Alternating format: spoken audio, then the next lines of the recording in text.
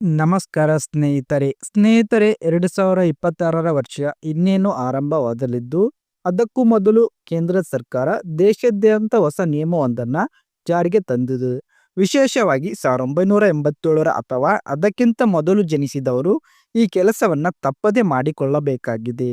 ವೈಯಕ್ತಿಕ ಮತ್ತು ವ್ಯಾವಹಾರಿಕ ದಾಖಲೆಗಳ ವಿಷಯದಲ್ಲಿ ಈಗ ದೇಶಾದ್ಯಂತ ದಾಖಲೆ ಪರಿಶೀಲನೆ ಪ್ರಕ್ರಿಯೆ ಆರಂಭವಾಗಿದ್ದು ಮತ್ತು ಇದು ಪ್ರತಿಯೊಬ್ಬ ಗ್ರಾಹಕರಿಗೂ ಕಡ್ಡಾಯವಾಗಿದೆ.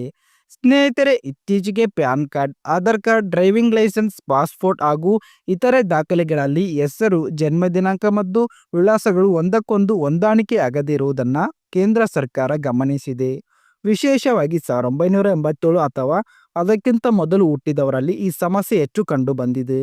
ಈ ಕಾರಣದಿಂದ ಪ್ರತಿಯೊಬ್ಬ ಎಲ್ಲ ದಾಖಲೆಗಳನ್ನು ಈಗಾಗಲೇ ಪರಿಶೀಲನೆ ಮಾಡಿಕೊಳ್ಳಬೇಕು. ಸ್ನೇಹಿತರೆ, ಒಬ್ಬ ವ್ಯಕ್ತಿಯ ಹೆಸರು, ಜನ್ಮ ದಿನಾಂಕ ಮತ್ತು ವಿಳಾಸ ಎಲ್ಲ ದಾಖಲೆಗಳಲ್ಲೂ ಒಂದೇ ರೀತಿಯಾಗಿ ಇರಬೇಕು. ಒಂದು ವೇಳೆ ದಾಖಲೆಗಳಲ್ಲಿ ಹೊಂದಾಣಿಕೆ ಇಲ್ಲದಿದ್ದರೆ ಸರ್ಕಾರಿ ಯೋಜನೆಗಳು, ಸಬ್ಸಿಡಿ, ಮಕ್ಕಳ ಸರ್ಕಾರಿ ಕೆಲಸ ಅಥವಾ ಭವಿಷ್ಯದ ಸರ್ಕಾರಿ ಹುದ್ದೆಗೆ ಲಾಭ ಪಡೆಯಲು ಸಾಧ್ಯವಾಗುವುದಿಲ್ಲ ಅಂತ ಕೇಂದ್ರ ಸರ್ಕಾರ ಸ್ಪಷ್ಟಪಡಿಸಿದೆ. PAN card, Aadhaar card, driving licence, passport ಮತ್ತು ಇತರೆ ದಾಖಲೆಗಳಲ್ಲಿ ಯಾವುದೇ ತಪ್ಪು ಕಂಡು ಬಂದರೆ ಅದನ್ನು ತಕ್ಷಣ ಸರಿಪಡಿಸಿಕೊಳ್ಳಬೇಕು.